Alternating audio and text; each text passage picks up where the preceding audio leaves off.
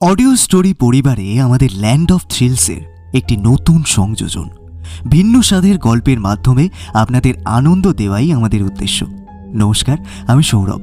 আজ আপনাদের শোনাতে চলেছি ল্যান্ড অফ থ্রিলসের প্রথম পরিবেশনা, লেখিকা পর্ণা দেবনাথের কলমে গুরেজের রাত কথা। শ্রোতা বন্ধুরা, গল্প শুনে গল্পটি কেমন লাগলো জানাতে ভুলবেন না কিন্তু। আর এমন ভিন্ন স্বাদের আরও গল্প পেতে আমাদের চ্যানেলটি সাবস্ক্রাইব করবেন। তাহলে চলুন গল্প শোনা যাক। ডাইনি সন্দেহে খুন আরও এক মহিলা। স্থানীয় লোকেরা জানান, এই মহিলা নাকি মাঝে মাঝেই ধরা পড়েছেন কালা জাদুর মতো বিভিন্ন কার্যকলাপ করতে গিয়ে। নিতান্তই কি অন্ধবিশ্বাস, নাকি এই খুনের পিছনে রয়েছে অন্য কোনো কারণ? নিউজ চ্যানেলের ভিডিও বন্ধ করে ফোনটা পাশে রাখল সর্বজয়। ঘরের একটা ছোট্ট জানালার বাইরে দেখা যাচ্ছে বরফে ঢাকা সবুজ আলীর চাদরে মোড়া একফালি উপত্যকা গুরেজ। কাশ্মীরের উত্তরে অবস্থিত বন্দিপুর জেলার একটা ছোট্ট শহর বা তহসিল হল গুরেজ। নামের পাশে শহর অনুসর্গ হিসেবে থাকলেও গাছগাছালিতে ঘেরা প্রাকৃতিক সৌন্দর্য মনকে প্লাবিত করে দেয়। 1895 সালে ব্রিটিশ লেখক স্যার ওয়াল্টার লরেন্স ঠিক এই কারণেই হয়তো গুরেজকে বলেছিলেন one of the most beautiful scenes in all of Kashmir. 2024 এসেও সেই সৌন্দর্য একইভাবে অম্লান।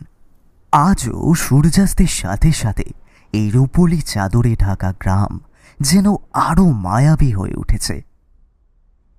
শালের চাদর গায়ে জড়িয়ে বাড়ির বাইরে বেরোলো সর্বজয়। বছর 30 সর্বজয় নদিয়ার গ্রাম থেকে প্রত্যেকবার পুজোর আগে এখানে আসে। পেশায় একজন উলের ব্যবসায়ী। প্রায় 10 বছর ধরে এটাই তার জীবিকা। প্রত্যেক বছর এই অক্টোবর মাসে এসে উল বোঝাই ট্রাক নিয়ে বিভিন্ন জায়গায় সাপ্লাই দেয় সে। তবে কাশ্মীরের থেকে বেশ খানিকটা দূরে এই আনকোড়া গ্রামে দুদিনের জন্য হলেও এসে ঘুরে যায়। আজ থেকে ঠিক 5 বছর আগেই এখানে এসে আলাপ হয়েছিল এরশাদের সাথে। ব্যবসা সূত্রে আলাপ হলেও বন্ধুত্ব বেশ ভালোই তৈরি হয়। মংওয়ানানি দাদা, গুড মর্নিং। বাংলায় যার অর্থ দাঁড়ায় শুভ সকাল। এইভাবে স্থানীয় চীনা ভাষায় বলে ওঠা এক তরুণের কণ্ঠস্বর শুনে পেছন ফিরে তাকালো সর্বজয়। সামনে সাহিল দাঁড়িয়ে। সর্বজয়ের বন্ধু ইরশাদের একমাত্র ছেলেই হলো সাহিল। গুরেজের যে বাড়িতে এসে প্রত্যেকবার সর্বজয় দুদিন কাটিয়ে যায়, সেই বাড়ির বর্তমান তরুণ মালিক হলো এই সাহিল সিদ্দিকী। বয়সে এই 25 কি 26 হবে হয়তো। ইরশাদ মারা গেছে বছর 2 হলো। তারপর সাহিলের সাথে এসেই প্রত্যেক বছর দেখা করে যায় সর্বজয় এই 2 দিনের জন্য। দোতলার এই বাড়িটার একমাত্র সদস্য সাহিল একাই। সর্বজয় মুচকে হেসে বলল, শুভ সকাল। তোমার মুখে এই চীনা ভাষা শুনেও আমি আজ অবধি এই ভাষা আয়ত্ত করতে পারলাম না সাহিল। তবুও তুমি হাল ছাড়নি দেখছি। কি করব বলো দাদা, তুমি প্রত্যেক বছর যে 2 দিন এখানে এসে থাকো তাতে আমার মন ভালো হয়ে যায়। তা না হলে তো এই গোটা বাড়িতে একাই। মাঝে মাঝে ভাবি, জানো তো দাদা, কেন যে এত দূরে নিজের বাড়ি ছেড়ে এই পৈতৃক বাড়িতে আসতে গেলাম। সাহিল খানিক হেসে কথাগুলো বলল। ইরশাদ অর্থাৎ সাহিলের বাবা আগে মুর্শিদাবাদের এক বাসিন্দা ছিল, কিন্তু পরিবার ছেড়ে সে একা এই কাশ্মীর থেকে দূরে গুরেজে পড়ে থাকত কাজের সূত্রে। ওদের পারিবারিক উলের ব্যবসা। ওদের থেকেই সিংহভাগ মাল কেনে সর্বজয়। তবে যাই বলো, এমন সুন্দর গ্রামে থাকলে মন আর শরীর দুই ভালো হয়ে যায়। মাঝে মাঝে তো আমি ভগবানকে ধন্যবাদ জানাই যে তোমার বাবার সাথে আমার আলাপ ছিল। সর্বজয় আর সাহিল দুজনেই হাসল।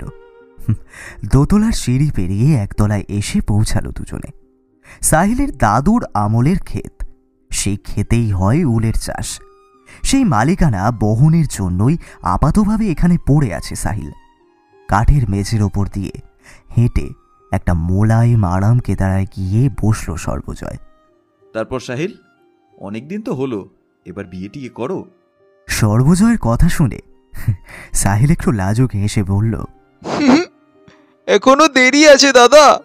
তোমাকে ঝুট বলবো না, शादी का अभी भी बहुत वक्त बाकी है। সাহিল আর সর্বজয়ের কথাবার্তার মধ্যে ব্যাঘাত ঘটল একজনের আগমনে। কাঠের দরজার ওপর থেকে কড়াঘাতের শব্দ ভেসে এলো।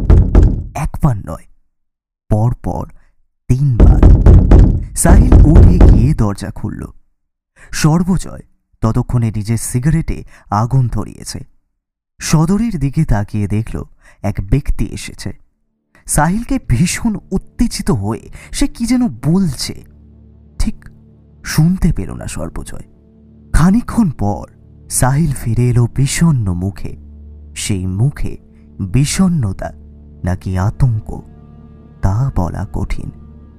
সর্বজয় সাহিলের মুখের ভাব দেখে ভ্রু কুঁচকে পড়ল। কি ব্যাপার সাহিল, কে এসেছিল? हाँ, क्या पूछ रहे थे दादा?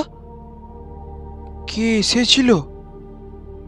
একটা নতুন কন্ট্রাক্টর দাদা, নতুন এসেছে এখানে।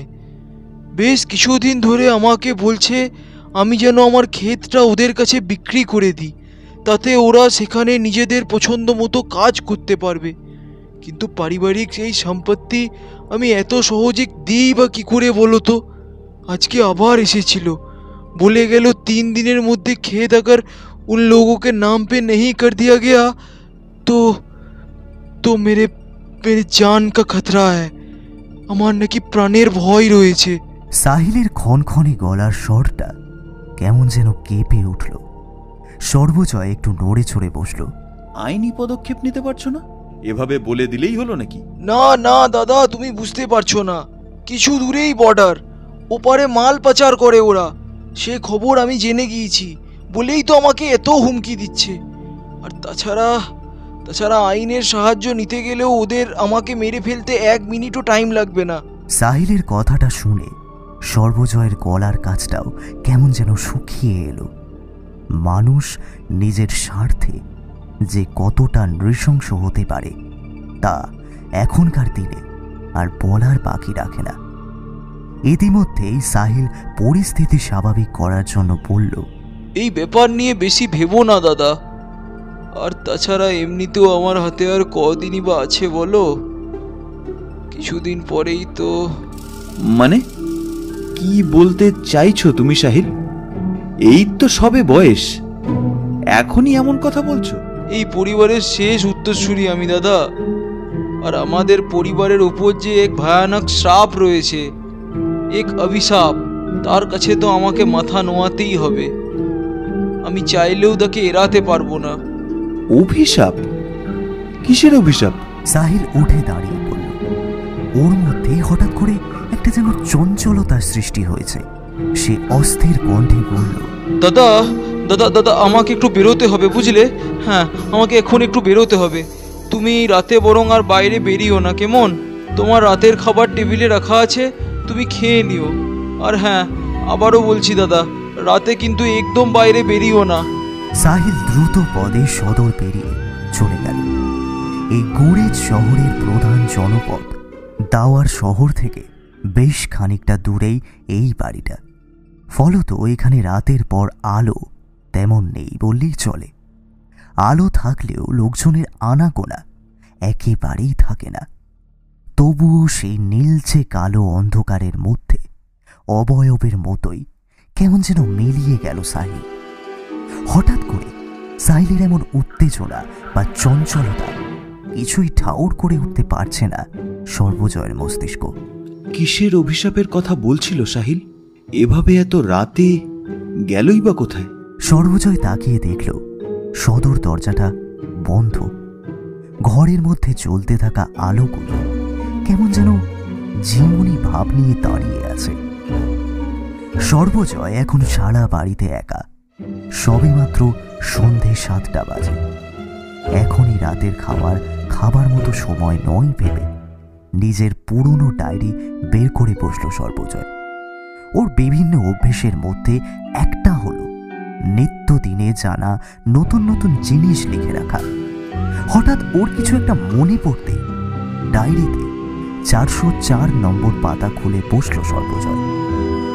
2 বছর আগে আজকের দিনে এই লেখাগুলো লিখেছিল সর্বজয়।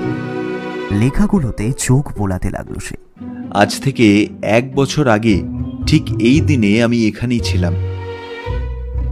তখন এখানকার এক স্থানীয়ের মুখে এখানকার এক ধ্যান ধারণার সম্পর্কে জেনেছিলাম। এখানকার মানুষেরা রান্তাস নামে এক প্রেতাত্মাকে নাকি খুব মানে, রাতের বেলা বেরোতেও ভয় পায়। কিন্তু সাহিল তো দিব্যি একা একা বেরিয়ে গেল। তার মানে একটাই দাঁড়ায়, এখানকার অর্ধেক মানুষ কুসংস্কারে ডুবে আছে, আর বাকি অর্ধেক নিজের মতো এগিয়ে যাচ্ছে সময়ের সাথে সাথে। সত্যি ভারী অদ্ভুত। সর্বজয় নিজের মনেই কথাগুলো বলে খানিক হাসল। সিগারেটের ছাইগুলো সামনের টেবিলের ওপর পড়ে আছে। ধূসর রঙের ছাইয়ের ওপর ঘরের নিভু নিভু আলোটাও নিজের প্রভাব বিস্তার করতে যেন অলসতা দেখাচ্ছে। হঠাৎ বাইরে বরফের ঝড় শুরু হলো। অক্টোবরের এমন সময় তুষার ঝড় সাধারণত হয় না, কিন্তু হঠাৎ এরকম ঝড় শুরু হতেই বাইরে থেকে কনকনে ঠান্ডা হাওয়া প্রবল গতিতে যেন ঘরের ভেতর আছড়ে পড়ল জানলা দিয়ে। সর্বজয় চেয়ার ছেড়ে উঠে জানলাগুলো বন্ধ করে দিল। একটা ক্যাঁচক্যাঁচে শব্দ শুনতেই পেছন ফিরে দেখল যে আরাম কেদারায় ও এতক্ষণে বসেছিল সেই আরাম কেদারাটা একা একাই তুলছে। সর্বজয় ভাবল ও নিজে এই মাত্র চেয়ার ছেড়ে তাড়াহুড়ো করে উঠে এসেছে, আর বাইরে থেকে এমন হাওয়া এসেছে, তাই এইভাবে চেয়ার তুলে ওঠা কোনো অস্বাভাবিক ব্যাপার নয়। জানলা দরজা বন্ধ করে সর্বজয় নিজের ঘরের দিকে পা বাড়াল। সারা বাড়িতে এক বিশেষ ধরনের হলদে আভাযুক্ত আলো জ্বলছে। গুনগুন করে গান গাইতে গাইতে সর্বজয় নিজের ঘরের দিকেই যাচ্ছিল। হঠাৎ করে সর্বজয় খেয়াল করল একটা বন্ধ ঘর। ঘরটা এর আগেও দেখেছে সর্বজয়, তবে যত বাড়ি দেখেছে ততবারই দরজা বন্ধই দেখেছে। কিন্তু এই দরজার আড়ালে কি আছে? যতবারই সাহিলকে জিজ্ঞাসা করেছে ততবারই সে বলেছে পুরনো জিনিস ছাড়া নাকি আর কিছুই নেই। এক কথায় যাকে বলা চলে স্টোর রুম। আজ এই দরজার কাছে দাঁড়াতেই সর্বজয় এক অদ্ভুত সুগন্ধ পেল। সেই সুগন্ধ কোনো আতরের গন্ধর থেকেও যেন বেশি শক্তিশালী। দরজার কাঠের ওপর খোদাই করা 404 এক অদ্ভুত স্বর্গীয় সুবাস নাকে আসছে। কিন্তু যদি পুরনো অপ্রয়োজনীয় জিনিস থেকে থাকে তাহলে এমন সুবাস আসছে কোথা থেকে? আর ঘরের দরজায় এমন নাম্বারই বা লেখা কেন? বাড়ির দরজায় তো এমন নাম্বার থাকার কথা নয়। দরজার ওপর নাম্বার তো হোটেলের ঘরে লেখা থাকে, কিন্তু এখানে কেন এমন নাম্বার? সর্বজয়ের ডান হাতের তালুটা দরজার ওপর রাখল সে। দরজাটার ওপারে কি আছে? এমন সুন্দর সুবাস, কিসের গন্ধ পাচ্ছি আমি? সর্বজয় অবাক হয়ে পড়ল। এক অমোঘ আকর্ষণের বশে দরজাটা খুলতেই যাবে এমন সময় সাহিলের গলার আওয়াজ পেয়ে চমকে উঠল সর্বজয়। এখানে কি করছো দাদা? সর্বজয় চমকে উঠে পেছনে ফিরতেই দেখল আলো আধারে অবয়বের মতো সাহিল দাঁড়িয়ে, মুখের ভাব অদ্ভুত রকমের শান্ত। সাহিল, তুমি কখন এলে? কই, আমি তো টের পেলাম না একবারও। ঘরে যাও দাদা, আজকে তোমার রাতের খাবার আমি তোমার ঘরে পাঠিয়ে দেব। আজকের দিনটা একদম ভালো নয়, ঘরে যাও। কেন, কি আছে আজ? আর তাছাড়া এখন অক্টোবর মাসেও এমন তুষার ঝড় হয় নাকি এখানে? কই, আমি তো কোনোদিন দেখিনি। সর্বজয়ের এতগুলো প্রশ্নের উত্তর দিতে ইচ্ছুক হল না সাহিল, বরং আবারও ক্ষণক্ষণে গলায় বলল, বললাম না ঘরে যাও, এত প্রশ্ন করো না, কাল সকালে বাকি কথা হবে। আজ কি কিছু আছে? সাহিলের চোখের তীক্ষ্ণ দৃষ্টি এসে পড়ল সর্বজয়ের দিকে। কিছু দরওয়াজা আমাদের সুরক্ষার জন্য বন্ধ থাকাই ভালো দাদা। আমাদের সাধারণ দৃষ্টির উপরে থাকা দুনিয়ার খবর জানার ইচ্ছা প্রকাশ না করাই ভালো। সর্বজয় আর কথা বাড়ালো না। যার বাড়িতে আছে সেই মালিককে চটিয়েই বা লাভ কি? তাছাড়া সাহিলের এমন অসংলগ্ন কথা শুনে সর্বজয় ভাবল ওই কন্ট্রাক্টরের সাথে হওয়া ঝামেলা নিয়েই হয়তো চিন্তিত হয়ে আছে ও। চুপচাপ নিজের ঘরে এসে বিছানায় বসল সর্বজয়। ওর হাতে ডায়েরিটা এখনো রয়েছে। ও আবারও সেই 404 নম্বর পাতাটা খুলে বসল। কিন্তু আশ্চর্যের ব্যাপার এটা যে সেই পাতার লেখাগুলো কেমন যেন অদ্ভুত দেখতে লাগছে। কেমন কেমন যেন অদ্ভুত লালচে ভাব ধরে এসেছে ওই লেখাগুলোর উপর। পাতার উপর হাত রাখতেই সর্বজয় খেয়াল করল ওর হাতটা ভিজে গেছে। ভালো করে খেয়াল করতেই বুঝল লাল রঙের একটা তরল। সেটা কি রক্ত? সর্বজয়ের মেরুদণ্ড দিয়ে কেমন যেন শীতল স্রোত বয়ে যাচ্ছে। ঘরের দরজায় টোকা পড়তেই ধ্যান ভাঙল ওর। দাদা, তোমার রাতের খাবারটা নিয়ে এসেছি, তাড়াতাড়ি খেয়ে শুয়ে পড়ো। সাহিলের গলার আওয়াজ পেয়ে তাড়াতাড়ি করে ডায়েরি বন্ধ করে গিয়ে দরজা খুলল। সাহিল দাঁড়িয়ে, হাতে একটা খাবারের প্লেট অন্য প্লেট দিয়ে ঢেকে রাখা রয়েছে। প্লেটটা সাহিলের হাত থেকে নিয়ে সর্বজয় কিছু বলতেই যাবে তার আগেই সাহিল বলল, বেশিক্ষণ রাত জাগার দরকার নেই, আজ কাল সকালে কথা হবে। আর আজকে রাতে একদম ঘর থেকে বেরিও না, কেমন? আমি না ডাকলে বেরোবে না কিন্তু, যাই হয়ে যাক না কেন দাদা। সাহিল, তোমার কথাগুলো এমন অদ্ভুত শুনতে লাগছে কেন বলো তো? কেমন যেন অদ্ভুত ঠেকছে সবকিছু। কোনো অসুবিধা হয়ে থাকলে প্লিজ আমাকে বলো। তুমি খেয়াল করোনি না, ওই বন্ধ ঘরের দরজার ওপাশে 404 সংখ্যাটা কেমন ফুটে উঠেছে? বাইরে তুফান भी শুরু হয়েছে, তুষার ঝড় শুরু হয়েছে। আর এমন দিনেই তো তাদের সাপ লেগেছিল আমাদের পরিবারে। আজ আবারও সেই এক পরিবেশ, অসময়ের ঝড়। দাদা দাদা দাদা দাদা তুমি বুঝতে পারছো না এটা কিসের সংকেত? হ্যাঁ, তুমি বুঝতে পারছো না? এই অশুভ সংকেত, এই অশুভ সংখ্যা। আজকের রাত একদম ভালো নয় দাদা, একদম ভালো নয়। তাদের আসার খবর তারা এইভাবে জানান দিচ্ছে। তুমি কিছু বুঝতে পারছো না? আর বেশি সওয়াল করো না দাদা, দরজা জানলা বন্ধ করে ঘুমিয়ে পড়ো। সাহিল কোনো রকমে কথাটা বলে চলে গেল। ওর চোখে মুখে এক ভয়াবহ আতঙ্কের ছাপ। সর্বজয় দরজা বন্ধ করে খাবারটা টেবিলের ওপর রেখে দিল। শরীরটা কেমন যেন অস্থির করছে, খেতেও ইচ্ছে করল না আর। সাহিল কি সব বলে গেল? কিসের সাপ, কিসেরই বা সংকেত? অবশেষে ক্লান্ত মস্তিষ্ক নিয়ে ঘরের লাইট বন্ধ করে বিছানায় গা এলিয়ে দিল সর্বজয়। নিমেষের মধ্যেই চোখে এক অদ্ভুত আচ্ছন্নতা এসে গ্রাস করল। তখন প্রায় ভোর 3টে। আশেপাশে ভোরের আলো ফুটবে বলে যেন অপেক্ষা করে আছে চারিদিক। সর্বজয়ের হঠাৎ ঘুম ভেঙে গেল। শরীরের অস্থিরতাটা আবার বেড়ে উঠেছে। কেমন যেন অতিরিক্ত শীত করছে। বিছানার পাশের ল্যাম্পটা জ্বালাতেই খেয়াল করল ঘরের জানালাটা খুলে রেখে শুয়ে পড়েছে ও।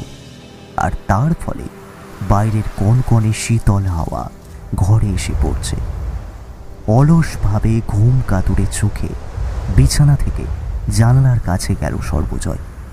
কিন্তু জানালা বন্ধ করতে গিয়ে আধো আধো আলো অন্ধকারের মাঝে খেয়াল করল গায়ে শাল জড়ালো এক ব্যক্তি বাড়ি থেকে বের হচ্ছে। না, এই বাড়িতে সাহিল ছাড়া তো আর কেউই নেই সর্বজয়ের সাথে। তার মানে সাহিল বের হচ্ছে, তাও আবার এত ভোরে। ঘুম ভাব তখন একেবারে কেটে গেছে।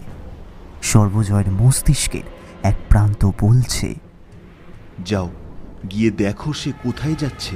আবার অন্যদিকে মনে হচ্ছে সময় ভালো নয়, বাইরে পা রাখলেই বিপদ। সর্বজয় খেয়াল করল বাড়ির বাইরে এক মহিলা দাঁড়িয়ে। সাহিল গিয়ে তার সামনে দাঁড়ালো। অন্ধকারের মধ্যেও কি কাউকে এত স্পষ্টভাবে দেখা যায়? সেই অপরিচিত মহিলার অদ্ভুত অস্বাভাবিক ঔজ্জ্বল্য যেন অন্ধকারের গাঢ়ত্বকে হার মানাচ্ছে। সর্বজয়ের নাকে আবারও সেই একই মনোমুগ্ধকর সুবাস এসে ঘিরে ধরেছে।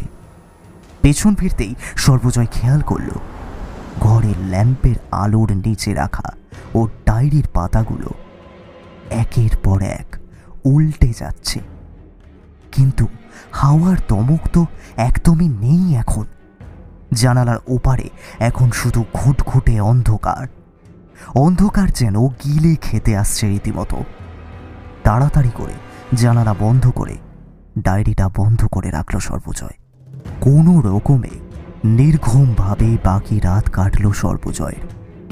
পরদিন ভোরের আলো ফুটতেই সর্বজয় দ্রুত পদে সিঁড়ি দিয়ে সোজা সেই বন্ধ ঘরের দরজার সামনে গিয়ে দাঁড়ালো। দরজা খুলতেই দেখল ভেতরে সাহিল দাঁড়িয়ে আছে।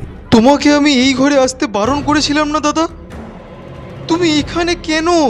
সর্বজয় উত্তেজিত হয়ে বলল, সাহিল, এই বাড়িতে কিছু একটা গন্ডগোল আছে, প্লিজ আমাকে বলবে হচ্ছেটা কি? সাহিল একটা দীর্ঘশ্বাস ফেলল। সর্বজয় দেখল সারা ঘরটা নানান পুরনো জিনিসে ভর্তি। কালকের মতো সেই সুবাস এখন নেই। তার জায়গায় রয়েছে এক অদ্ভুত ভ্যাপসা পচা গন্ধ। ঘরে একটাও জানালা নেই। দেওয়ালে কিসব লেখা রয়েছে আবার। সারা বাড়িতে যেখানে কাঠের দেওয়াল ঝাঁ চকচকে, সেখানে এই ঘরের দেওয়ালে অজস্র কাটাকুটির দাগ, যেন কেউ ধারালো নখ দিয়ে সজোরে আঁচড় কেটে রেখেছে। সেই দিন আর বেশি দেরি নেই দাদা।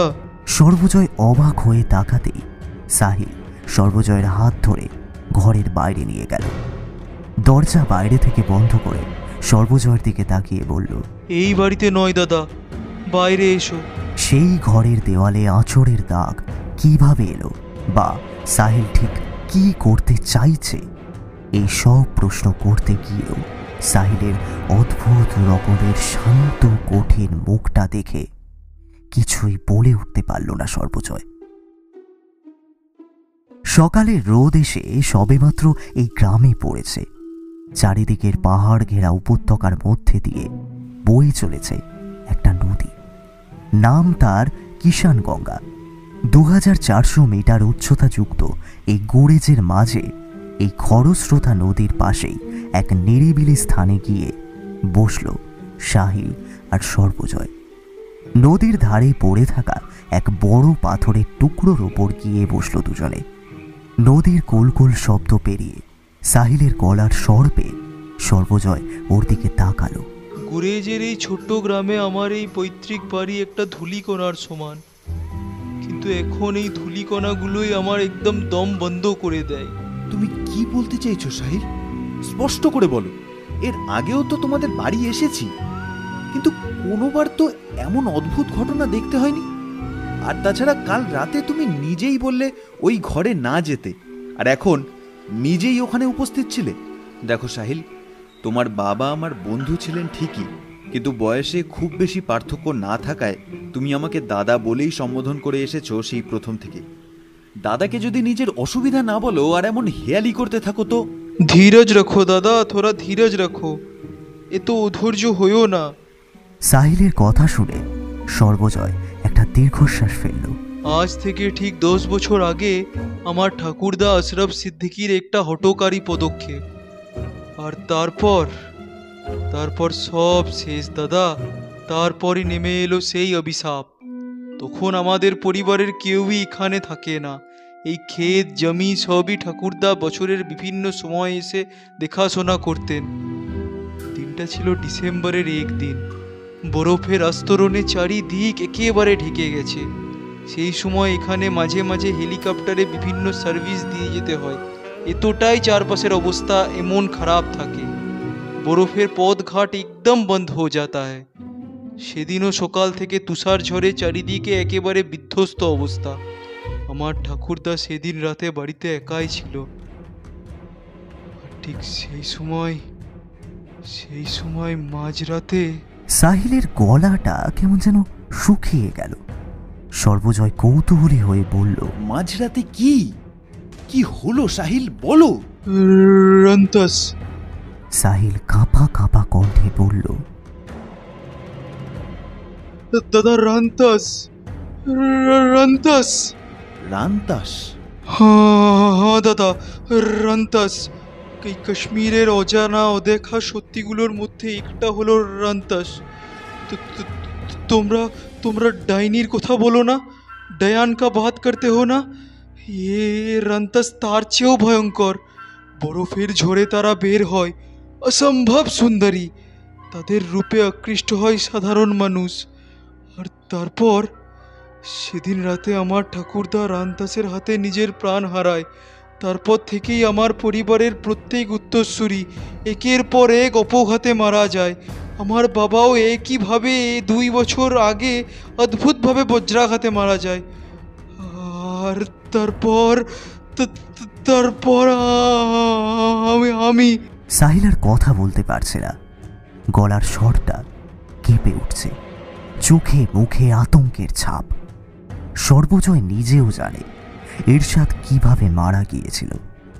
যেখানে জম্মু কাশ্মীরের মতো জায়গায় বরফের তুষার ঝড়, তুষারপাতের প্রভাব দেখা যায়, সেখানে আশ্চর্যজনকভাবে এরশাদ বজ্রাঘাতে মারা যায়।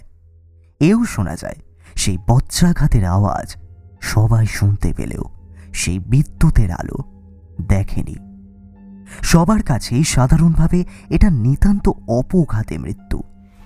কিন্তু সত্যিই কি তাই? নদীর ধার থেকে হাড় কাঁপানো ঠান্ডা হাওয়া এসে চোখে মুখে ঝাপটা দিয়ে বয়ে যাচ্ছে, সাথে নদীর কুলকুল শব্দ। সাহিল আর কোনো কথা না বলে উঠে দাঁড়ালো। ওর মধ্যে আবার সেই কাল রাতের মতো যেন অস্থিরতা ফিরে এসেছে। ফিরে যাও দাদা, ফিরে যাও, না হলে তোমার ওপরও ওর নজর পড়বে। ফিরে যাও দাদা, ফিরে যাও। সাহিল আর একটু হলেই যেন কেঁদে ফেলত। সর্বজয়ও উঠে দাঁড়িয়েছে ততক্ষণে, কিন্তু সাহিলকে কিছু বলার আগেই সাহিল আতঙ্কিত দৃষ্টিতে একবার সর্বজয়ের দিকে তাকিয়ে দ্রুত পদে প্রায় ছুটে চলে গেল সামনের জঙ্গলের দিকে। জঙ্গল ঠিক বলা না গেলেও গাছের সারি দাঁড়িয়ে আছে বরফের টুকরো গায়ে জড়িয়ে। একটা শোঁ শোঁ শব্দ সর্বজয়ের কানে আসছে, কেমন যেন বাঁশির শব্দ।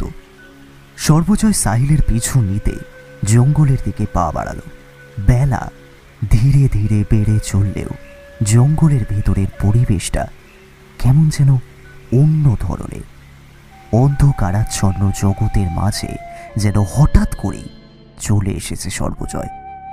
দিক বিদিক ঠাউর করতে না পারলেও এখনো কানে আসছে সেই বাঁশির সুর, যা এক নাগাড়ে বেজেই চলেছে। খানিকটা দূরে যেতেই সর্বজয় থমকে গেল। বেশ কিছুটা দূরে দাঁড়িয়ে সাহিল, তার সাথে একটি মেয়ে। আগের দিন রাতে দেখা মেয়েটিই কি তবে এসেছে আবার? মেয়েটির পরনে স্থানীয় এক ধরনের বিশেষ পোশাক। মাথার ঘন কালো চুলগুলো জালের মতো পিঠের ওপর গা এলিয়ে চলেছে। এই সকালবেলাতেও আশেপাশের গাছগাছালিতে ঢেকে কেমন যেন অন্ধকার নেমে আসছে ধীরে ধীরে। হঠাৎ সর্বজয় খেয়াল করল মেয়েটির পায়ের দিকে। মেয়েটির লম্বা পোশাকের আড়ালে ওর পা দুটো স্পষ্টভাবে দেখা না গেলেও সর্বজয় দেখতে পাচ্ছে মেয়েটির অপূর্ব সৌন্দর্য। কিন্তু ওর পা দুটো পেছনের দিকে ঘোরানো। সর্বজয়ের কানের পাশ দিয়ে যেন গরম নিঃশ্বাস বয়ে গেল কারোর। সর্বজয় চমকে পেছনে তাকাতেই কাউকে দেখতে পেল না। কিন্তু আশ্চর্য, এখন আর সেই মেয়েটি বা সাহিল কেউই নেই। গেল কোথায় পলকের মধ্যে? উবে গেল নাকি? সাহিল, সাহিল, সাহিল, সাহিল, সাহিল, সাহিল, তুমি কি আমার আওয়াজ শুনতে পাচ্ছ? সাহিল, সাহিল, সাহিল।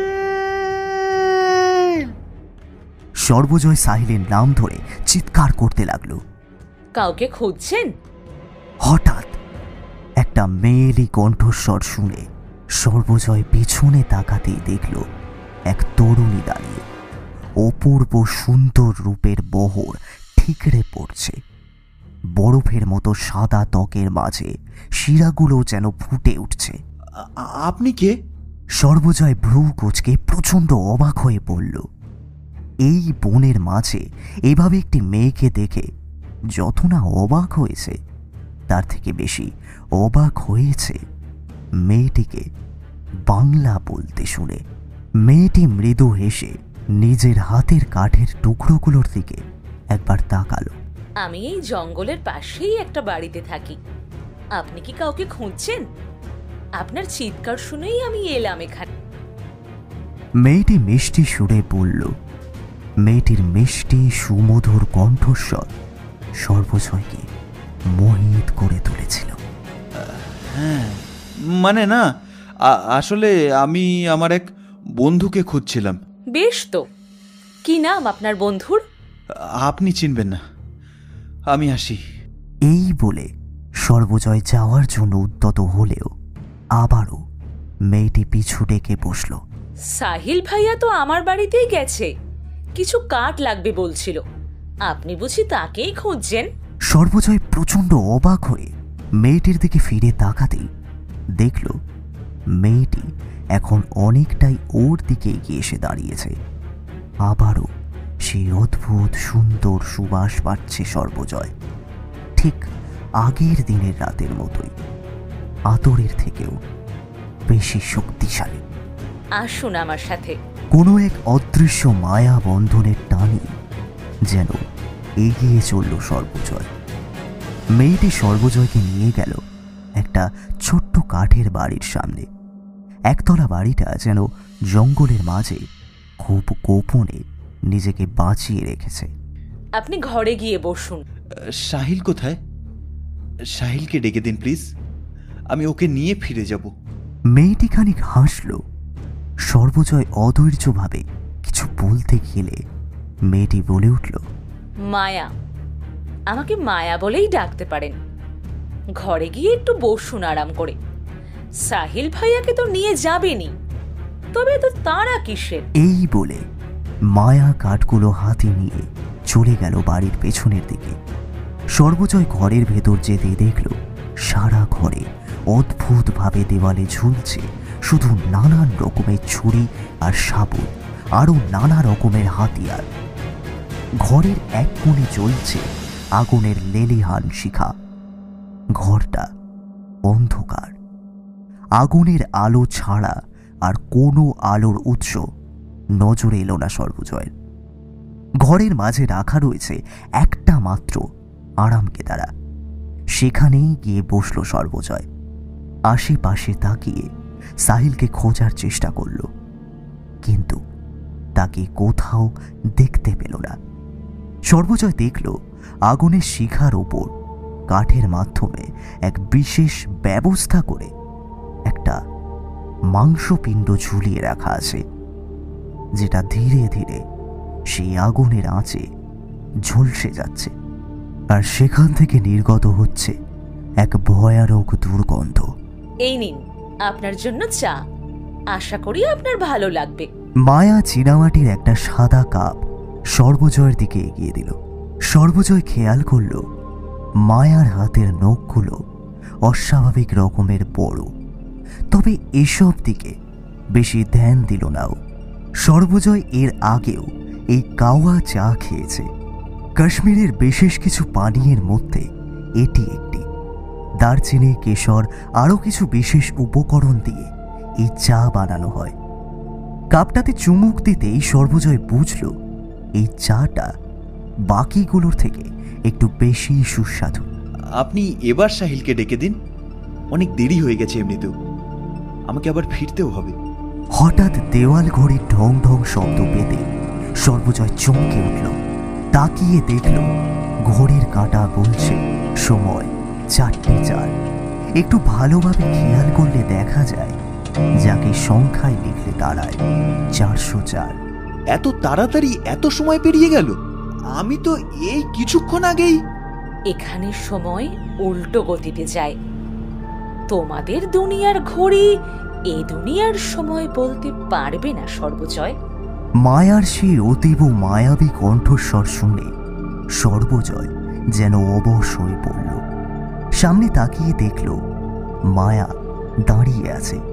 সারা ঘরটা ক্রমশ ঘুটঘুটে অন্ধকারে ছেয়ে যাচ্ছে। একমাত্র সেই আগুনের শিখার এক চিলতে আলোতে দেখা যাচ্ছে মায়ার শুভ্র সফেদ ত্বকের পা দুটো। পা দুটোর ধবধবে সাদা ত্বকের মধ্যে থেকে গাছের শিকড়ের মতোই যেন শিরা উপশিরাগুলো বয়ে গেছে। সর্বজয় খেয়াল করল মায়ার পা দুটো ক্রমশ পেছনের দিকে উল্টে যাচ্ছে। বিদ্যুতের গতিতে মায়ার মুখের দিকে তাকালেও অন্ধকারের কারণে মুখটা ঠিকভাবে দেখতে পেল না সর্বজয়। আগুনের শিখাটা হঠাৎ করেই যেন নিজের প্রাবল্য বাড়িয়ে দিল। সেই আলোয় সর্বজয় টের পেল ওর হাতের ওপর জলের বিন্দুর মতো কিছু একটা পড়ছে। ওপরে তাকাতেই যা দেখল তাতে সর্বজয়ের হাড় হিম হয়ে এলো।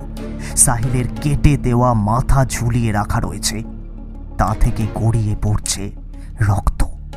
সাহিলের চোখ দুটো ঠিকরে বেরিয়ে আসছে। চাটা ঠান্ডা হয়ে এলো যে, সময় কিন্তু পেরিয়ে যাচ্ছে। সময় একবার চলে গেলে আর কিন্তু ফিরে পাওয়া যাবে না, ঠিক প্রাণের মতো।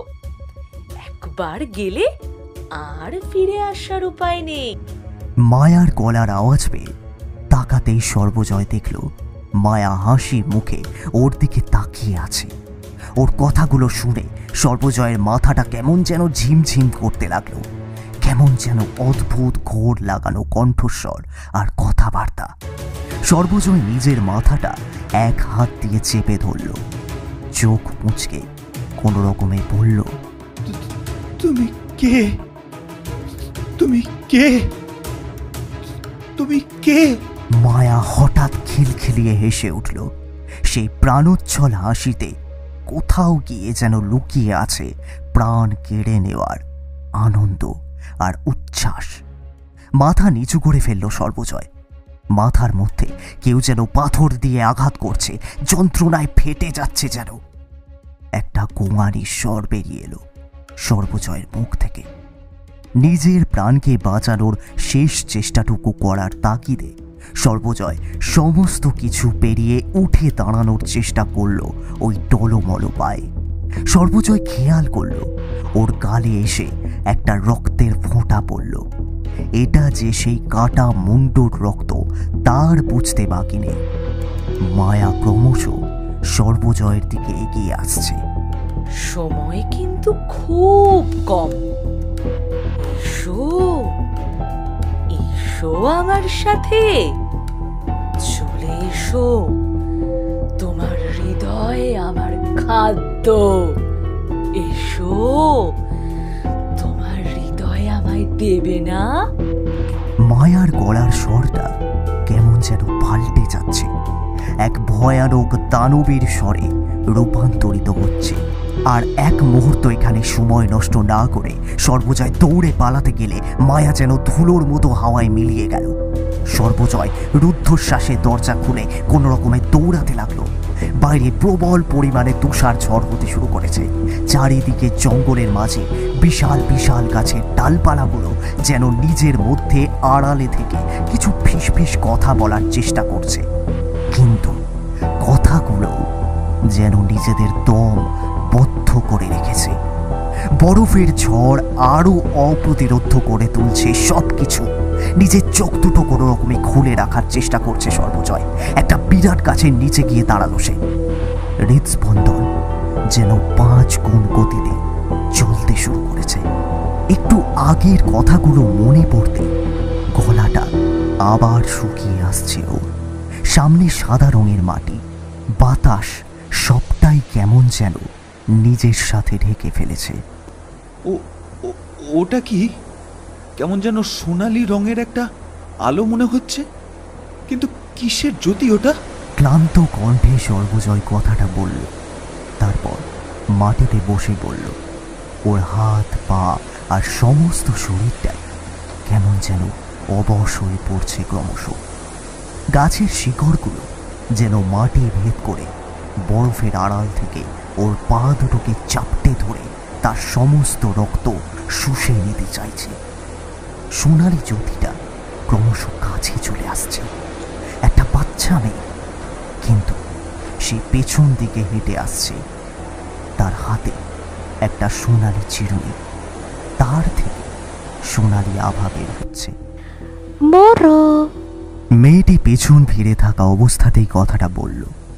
মেয়েটি পেছন ফিরে থাকায় সর্বজয় ওর মুখ দেখতে না পারলেও এটা বুঝতে পারছে যে মেয়েটি স্থানীয় চীনা ভাষাতেই কথা বলছে।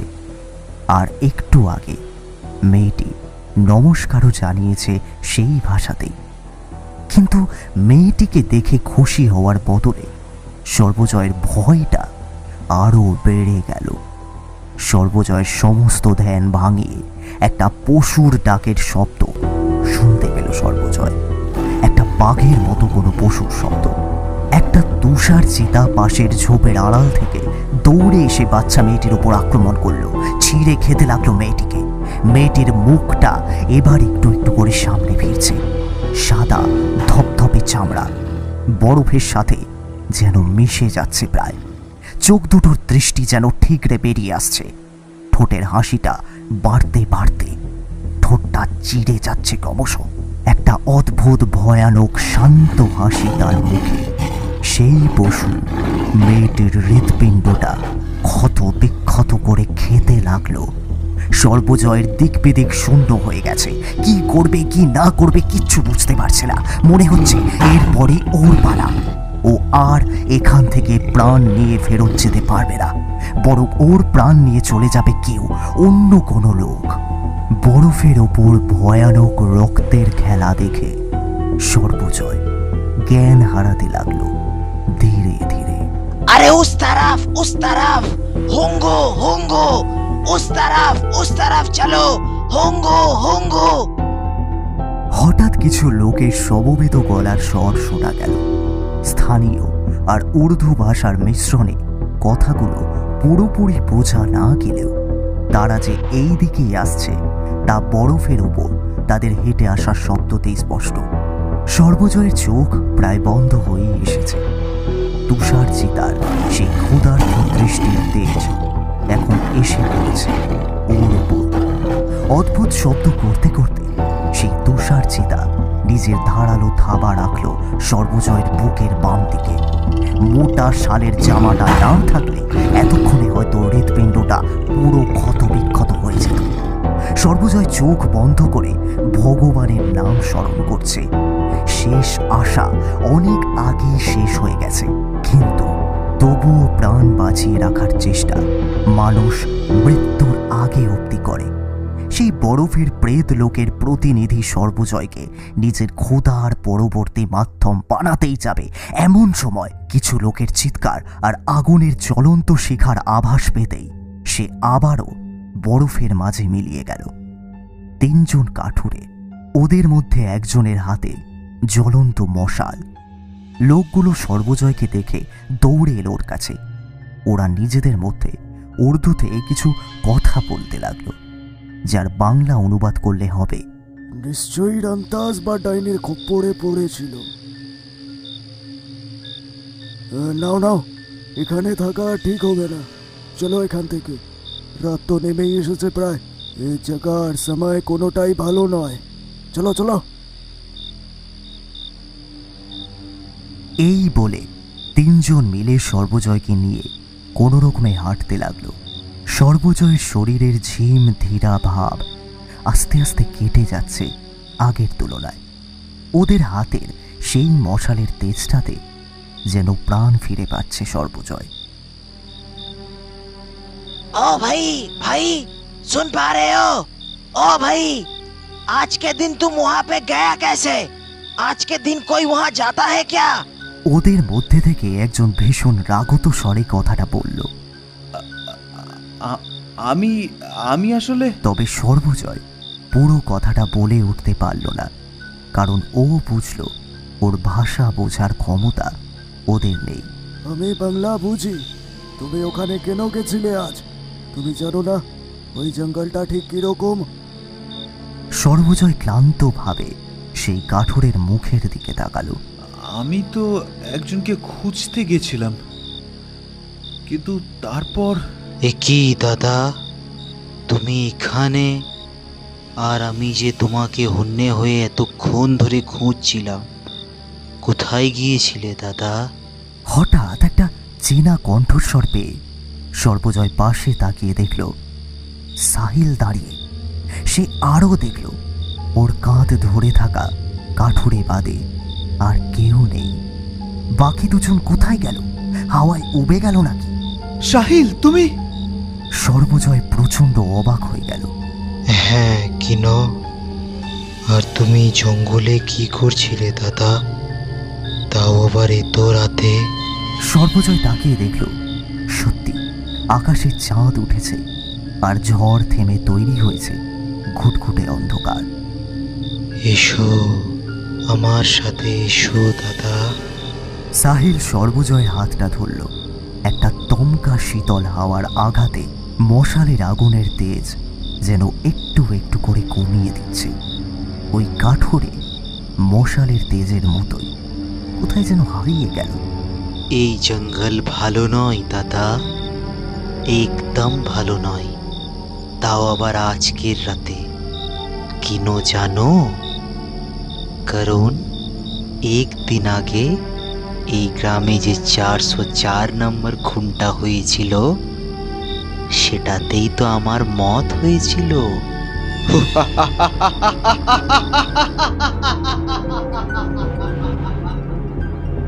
সাহিলের কথা শুনে সর্বজয়ের পা দুটো থমকে গেল। ওর কাঁধ ধরে দাঁড়িয়ে থাকা সেই কাঠুরের হাতের মশালটা অন্ধকারে নিভে গেল হঠাৎ। সর্বজয় অনুভব করল একটা শীতল হাতের স্পর্শ ঠিক ওর বুকের বাম দিকে। অন্ধকারে গুনগুনে স্বরে ভেসে এলো, তোমার হৃদয় আমার খাদ্য, তোমার হৃদয় আমার খাদ্য, তোমার হৃদয় আমার খাদ্য। সাহিল হাওয়ার দমকের মতো সর্বজয়ের প্রাণ কেড়ে নিয়ে গেল অন্য লোকে, যেখানে সময় উল্টো গতিতে যায়।